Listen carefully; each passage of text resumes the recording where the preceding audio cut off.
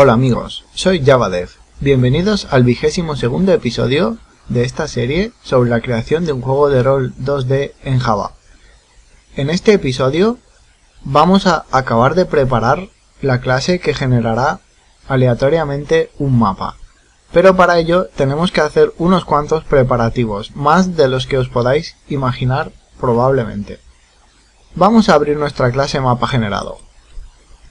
Recordad, aquí teníamos un método que sencillamente iba rellenando un array de cuadros con un número aleatorio, que podía ser un 0, un 1 o un 2.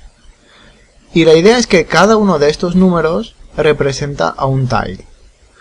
Pero para que esto funcione, tenemos que crear un mecanismo que relacione estos números con los tiles en concreto. Y para hacer esto, vamos a tener que acudir a la clase mapa. Lo último que hicimos es este método, el cual iba a traducirnos, por así decirlo, los tiles en píxeles.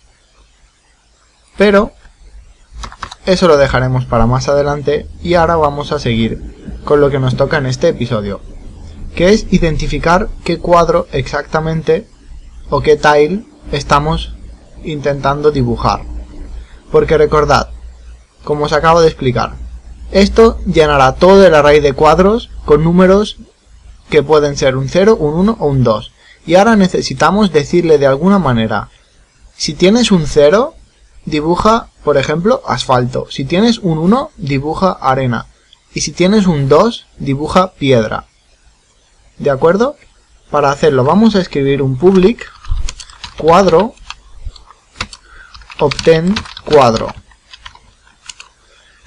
Y como notaréis, aquí hay una pequeña diferencia de lo que viene siendo habitual. Hasta ahora me parece que todos nuestros métodos han sido void, que es el tipo de retorno, y void significa que básicamente el método no devuelve nada, mientras que este método no es void, es cuadro, y cuadro significa que el método va a devolver un cuadro. Voy a importarlo, por cierto.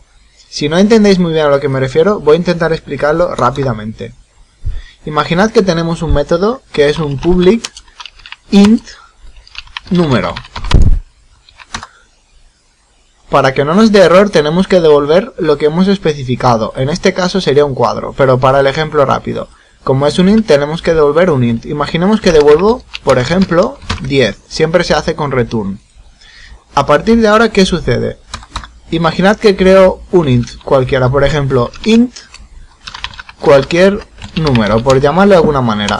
Podría poner que este número es igual a 10, pero también podría poner que cualquier número es igual a número. ¿Veis cómo funciona esto? Los métodos que devuelven algo, además de hacer cosas como todos los demás métodos, cuando acaban de ejecutarse devuelven algún tipo de valor. O en este caso lo que vais a ver es que vamos a utilizar el método para devolver un valor entre muchos posibles, una gran utilidad de Java. Bueno, y de muchos otros lenguajes, para el caso.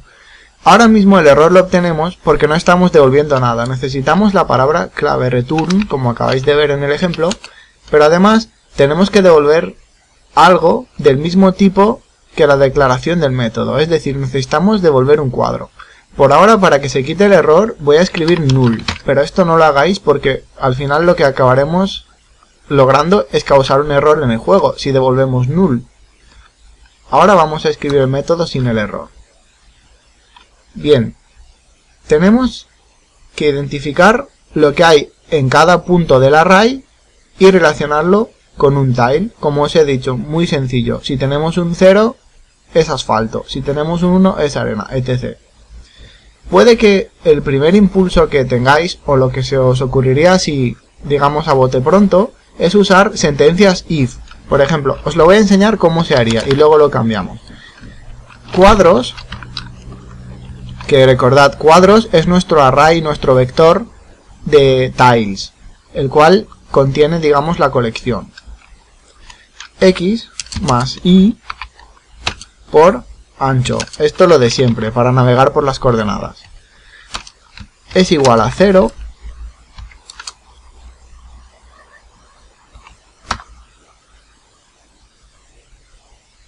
Entonces devolvemos, por ejemplo, cuadro.asfalto.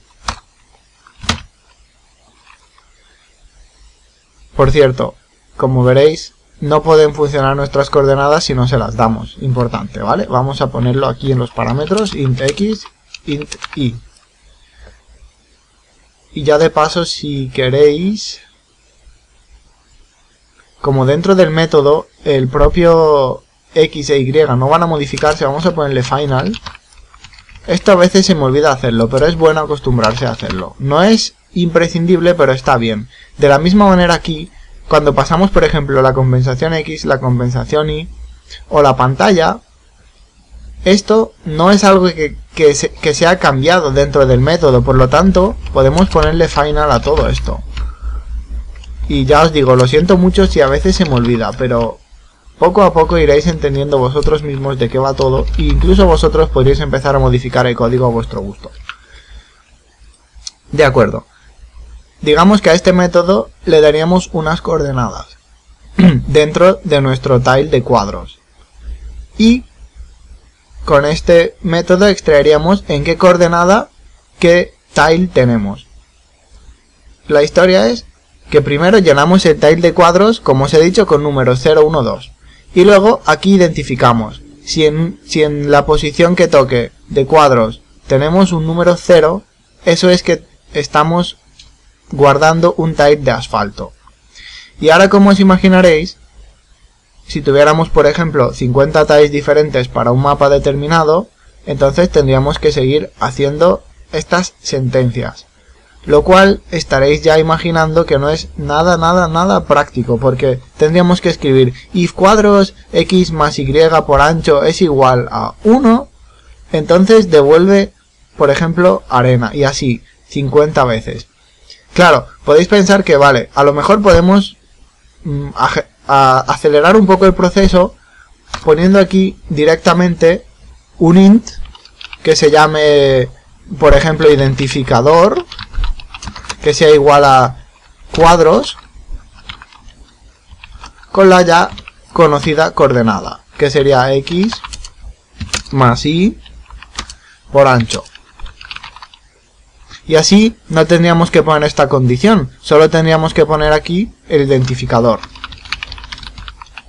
Vale, esto aceleraría las cosas en parte, pero seguiríamos teniendo el problema de tener que hacer un montón de ifs.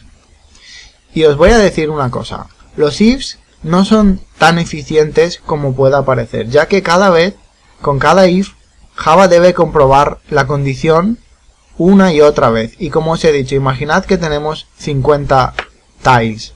Entonces, con este método, Java cada vez deberá hacer 50 comprobaciones. Y eso no está bien, porque es muy poco eficiente y seguramente podría llegar a lastrar las cargas del juego. Así que vamos a usar un mecanismo mucho mejor, que es el switch case. Os explico cómo va. Aquí tenemos que escribir un switch.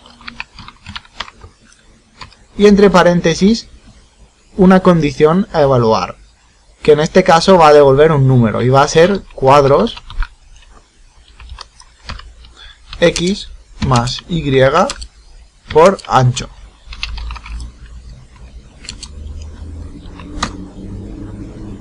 ¿De acuerdo? Y con esto, digamos que hemos realizado el bloque básico. Y ahora dentro de switch tenemos que hacer casos. Case 0, 2 puntos.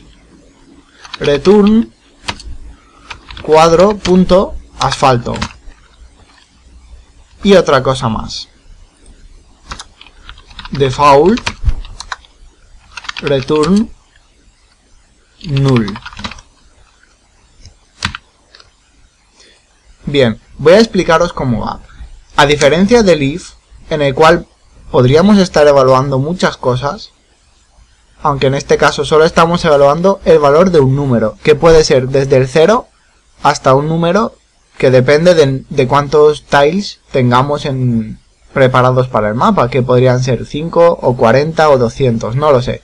Eso depende de cómo hagamos el mapa.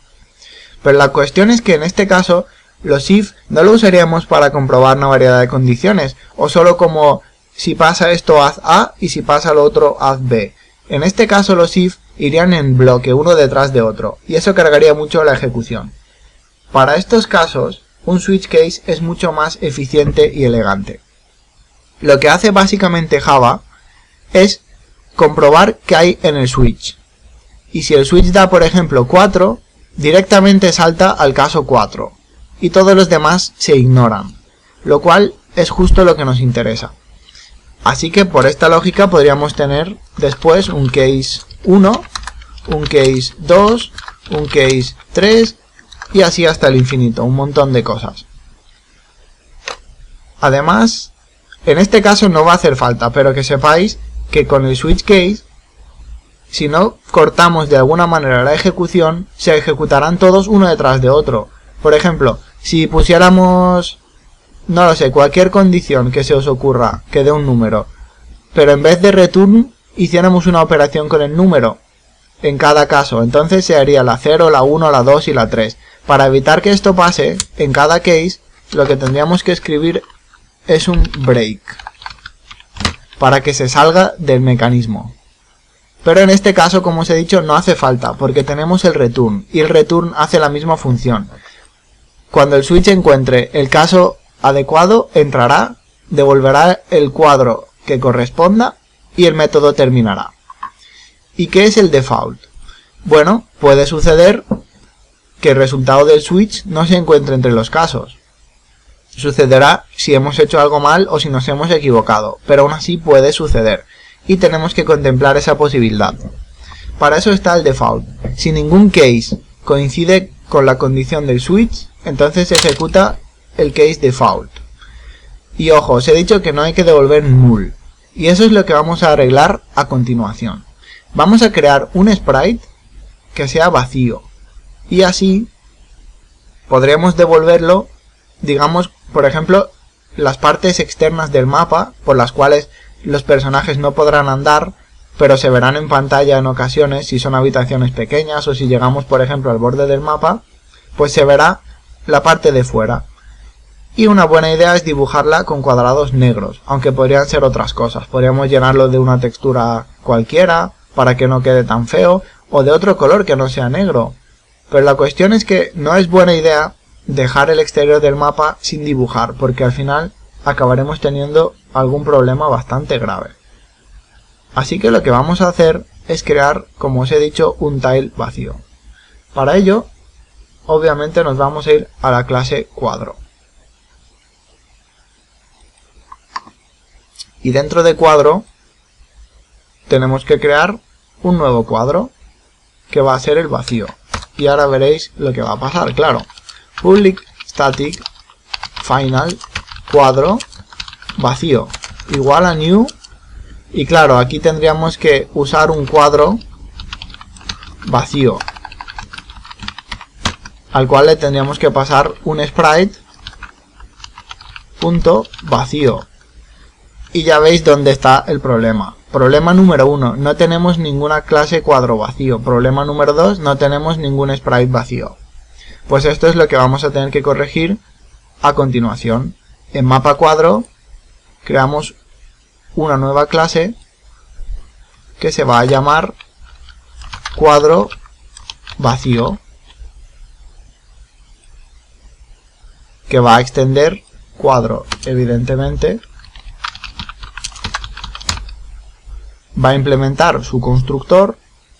Esto, por cierto, lo estoy haciendo muy rápido porque es lo mismo que teníamos en cuadro asfalto. Pero la única diferencia, bueno, necesitamos también el método mostrar, el cual lo vamos a copiar y pegar, y aquí notaréis una cosa. Si tenemos que copiar y pegar un método, es que estamos haciendo algo mal. Porque un programa bien diseñado evita la redundancia.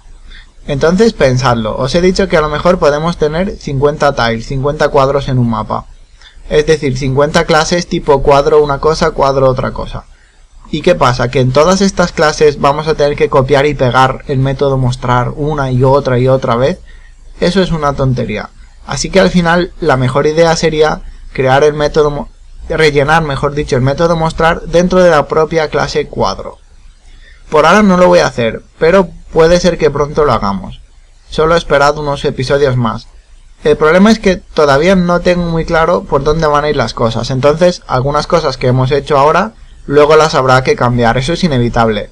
A lo largo del desarrollo de la aplicación las cosas van cambiando y el diseño se va, digamos, replaneando, pero no pasa nada. Por ahora lo vamos a dejar, pero más tarde seguramente lo cambiaremos, no os preocupéis. Bien, tenemos nuestro cuadro vacío y ahora el siguiente problema es que no tenemos ningún sprite vacío, así que vamos a la clase sprite y vamos a crear un nuevo sprite que va a ser public static final sprite vacío igual a new sprite. Vale, y aquí problema número 2. Lo que estamos haciendo con los sprites es cargarlos de la hoja de sprites. Pero, ¿qué pasa en este caso? Queremos simplemente un sprite vacío, que va a ser en este caso negro. ¿Y qué vamos a hacer? ¿Entrar en la hoja de sprites y crear un sprite entero de negro? Eso no sería muy práctico porque está ocupando espacio. Y pintar algo de negro es sumamente fácil en Java. Pero es que además hay otro problema. Imaginad que hacemos, digamos, la forma vaga y rápida, que es simplemente crear un cuadrado negro en la hoja de sprites y llamarlo desde el constructor. ¿Y si resulta que luego no queremos un cuadrado negro? Queremos un cuadrado azul, por ejemplo. Tendríamos que cambiar la hoja de sprites y cambiar el color negro por el azul. Pero ¿y si quisiéramos tener cuadros vacíos negros, rojos, azules, de todos los colores? ¿Acaso tendríamos que llenar la hoja de sprites de cuadrados de colores? Eso ya sería una gran tontería porque estaríamos ocupando espacio útil de la hoja de sprites con cosas que perfectamente se pueden realizar programando con código sin la necesidad de dibujar, por ejemplo, en Photoshop. Y además ocuparía mucho menos espacio en kilobytes hacerlo con código, ya que apenas serán unas líneas, mientras que si lo tenemos que dibujar, los colores en la imagen PNG ocupan mucho más. Así que en este punto lo que vamos a hacer es crear un nuevo constructor que no requiera una hoja de sprites. Un constructor, digamos, que inicie el sprite de otra manera alternativa. Y va a ser con un color. Así que vamos a realizar este constructor. Que va a ser public sprite. Pero en los parámetros le vamos a pasar cosas diferentes. Que va a ser final int lado, final int color. Y ahora con esto tenemos que crear un sprite que sea del color determinado. Para hacerlo primero iniciamos lado y luego lo que tenemos que iniciar es el array de píxeles. Es igual a new int. Y si recordáis, esto era lado por lado. De acuerdo. Y ahora, para rellenarlo del color, tan sencillo como recorrer el vector de píxeles y darles el color deseado. Para ello, hacemos un bucle for int i igual a 0 y menor que píxeles.length y ++. Con esto daremos tantas iteraciones como píxeles tenga el array. Fácil. Y ahora simplemente los coloreamos. Píxeles en i es igual al color. Bien hecho. Así que ahora, creando el constructor, lo único que vamos a tener que hacer es darle al sprite un tamaño de lado y un color, que en este caso va a ser 32, como todos nuestros sprites, y el color va a ser 0, lo que representa el negro. Y aquí, ojo, podríamos introducir un color hexadecimal. Os explico, normalmente los colores hexadecimales se expresan con 0x, pero claro, manejar los colores hexadecimales es un poco complicado, así que os voy a enseñar una cosa. Voy a abrir Chrome y vamos a ir a Color Picker. Aquí está. Esto es una web muy usada para diseñar, por ejemplo, páginas web, aplicaciones. Color Picker no es más que una paleta de colores. Como veis, aquí podemos deslizar, digamos, los matices de color y dentro de cada uno elegir más oscuro, más claro, más saturado, más desaturado, lo que sea. Y arriba, en tiempo real, vemos el código hexadecimal de ese color. Además de que aquí veis los valores RGB de rojo, verde y azul y HSB, que es hue de tono, saturación y brillo. Bien, imaginad, el color negro es evidentemente este, 000000. Entonces, si quisiéramos colocar el negro en código hexadecimal, lo que tendríamos que hacer es 0x y a continuación nuestro color, que sería 000000. Y como veis, esto es exactamente igual y no da ningún problema. Pero aquí ha aparecido un error. Observad lo que nos dice. El campo vacío hoja puede que no haya sido inicializado. ¿Por qué nos lo dice? Porque hoja ha sido marcado como final. Porque en ese momento del desarrollo del juego asumimos que siempre necesitaríamos una hoja de sprites. Y ahora resulta que no. Entonces, si usamos este constructor con la hoja de sprites, la hoja queda inicializada. Pero si usamos este otro del color, la hoja se va a quedar en blanco. Y siendo final, eso no es posible. Así que simplemente vamos a quitar el modificador final para que no haya problemas en este aspecto.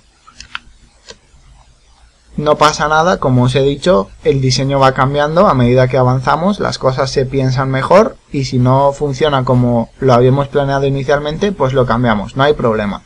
Al final, la cuestión es que todo funcione bien. De acuerdo. Y con esto, creo que ya tenemos todo lo necesario. Porque ahora, como veis, el error ha desaparecido. ¿No? ¿Qué es lo que falta? No se puede convertir cuadro vacío a cuadro. Qué extraño. Vamos a ver qué pasa en cuadro vacío. Tenemos todo iniciado correctamente. Bueno, por cierto, esto lo voy a volver a dejar en 0. Porque si no, es más lioso. Si es solo negro, no tiene sentido usar hexadecimal. Vale, y el error es el siguiente. ¿Hay algo mal en nuestro código? No, nada. El problema es de Eclipse.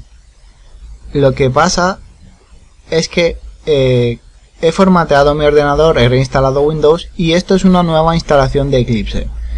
Y antes yo tenía configurado que al guardar se guardaran todos los archivos a la vez, pero ahora esto no sucede. Ahora cuando guardo con control S solo se guarda el archivo que tengo abierto, así que observad. Primero guardamos mapa y desaparece el asterisco que hay al lado, que significa que el archivo no se ha guardado. Luego guardamos cuadro vacío y el error desaparece. Y cuadro, ahora veis, el error se ha ido. Eso es porque Eclipse, como no estábamos guardando, él asumía que no existía, que cuadro vacío no había extendido cuadro. Y por lo tanto teníamos que hacer un casting poniendo aquí delante cuadro entre paréntesis. Pero ya lo veis, son cosas de Eclipse. Así que cuando veáis algún error que no entendéis, os recomiendo que antes de volveros locos buscando el problema, guardéis todos los documentos que tengáis. Y si aún así el problema persiste, entonces vale, es que algo está mal y lo podéis buscar. Pero antes, aseguraos de que está todo guardado. Y bueno, voy a aprovechar para comentaros otra cosa. Como os he dicho, esto es una nueva instalación de Eclipse en una nueva instalación de Windows. Pero yo tengo mi proyecto aquí. Por si alguna vez queréis hacer, digamos, cambiar de equipo, usarlo en otro ordenador, llevároslo a casa de otra persona, por ejemplo, o a vuestro sitio donde estudiáis, o no sé, imaginad que el juego ya está siendo más grande y nos arriesgamos a que si el ordenador se rompe, todo se pierda. Entonces es sabio tener copias de seguridad en unidades flash, por ejemplo en vuestra bandeja de correo electrónico, ya que esto no ocupará creo que ni siquiera 50 kilobytes o 100, o podéis usar algún servicio en la nube como Google Drive o Dropbox para guardar los archivos. Vale, pues si voy por ejemplo a mi carpeta, a mi workspace, solo tendría que coger el juego y copiarlo al sitio al que lo quiero guardar. Eso es fácil. Pero luego en Eclipse, en otro Eclipse me refiero, no en el nuestro, ya no estará. ¿Cómo lo traemos? Simplemente botón derecho, importar. Elegimos general, lo desplegamos, proyectos existentes en el workspace, en el espacio de trabajo, siguiente. Y aquí elegimos elegir directorio raíz, buscar. Entonces abriríamos el sitio en el que esté, por ejemplo un flash o si lo hemos copiado del escritorio, lo que sea. Elegiríamos la carpeta en cuestión, no lo de dentro, la carpeta que lo contiene, el proyecto, y le damos a aceptar. Y cuando esté hecho, aquí se cargará, le damos a acabar y ya está. Os aparecerá el proyecto aquí. Pero tener cuidado con una cosita. Si cargáis el proyecto desde una unidad flash, lo que va a suceder es que cada vez que guardéis, el proyecto va a seguir guardado en la unidad flash. Es decir, Eclipse no se va a tomar la molestia de copiarlo al workspace. Va a trabajar con el proyecto directamente desde la unidad flash. Y entonces, cuando extraigáis la unidad, por ejemplo, ya no vais a poder usar el proyecto hasta que volváis a insertarla. Y de la misma manera podréis hacer lo mismo si guardáis vuestra carpeta de juego en un servicio en la nube como Google Drive o Dropbox. Porque estos servicios, aunque guardan nuestros archivos en un servidor para protegerlos de posibles errores o pérdidas, también tienen una carpeta en nuestro ordenador. Y en esa carpeta todo lo que tengamos se irá sincronizando cada poco tiempo con el servidor. Eso es una buena elección en mi opinión y probablemente lo haga yo también pronto. Y es simplemente guardar la carpeta de juego dentro de la carpeta compartida, privada evidentemente, de nuestro servicio en la nube. Y así podemos tranquilamente ir guardando y ya se encargará nuestro servicio de almacenamiento de ir sincronizando la carpeta y protegerla de posibles errores, fallos, pérdidas, deterioros, lo que sea. Así, aunque nuestro ordenador se rompa o pase cualquier cosa, o a lo mejor llevamos todo en un flash y lo perdemos o se rompe o nos lo roban, lo que sea, nuestro proyecto estará a salvo en la nube, en nuestra carpeta privada. Y esto es todo en este larguísimo episodio. Espero que os haya gustado, creo que sí, porque imagino que estaréis un poco cansados de los episodios más cortitos de menos de 10 minutos. Por lo demás, nos vemos en el siguiente episodio. Hasta luego.